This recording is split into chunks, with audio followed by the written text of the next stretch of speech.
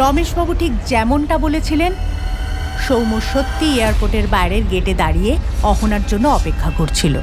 তখন হঠাৎ করেই সৌম্যর চোখ এয়ারপোর্টের গেটের দিকে পড়ল, আর কিছু একটা দেখে তার চোখ দুটো সেখানেই আটকে গেল। দরজা দিয়ে একটা মেয়েকে বেরোতে দেখে সে এমনভাবে তার দিকে তাকিয়ে থাকলো যেন আজকের আগে সে কখনো কোনো সুন্দরী মেয়ের চোখেই দেখেনি।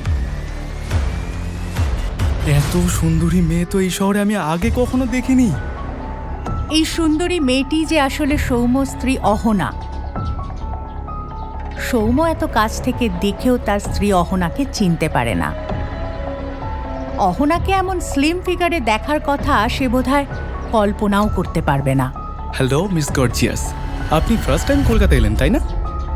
আপনার মতন এমন সুন্দরী মেয়ে কলকাতা এলে আমার নজরে পড়বে না, এটা তো হতেই পারে না।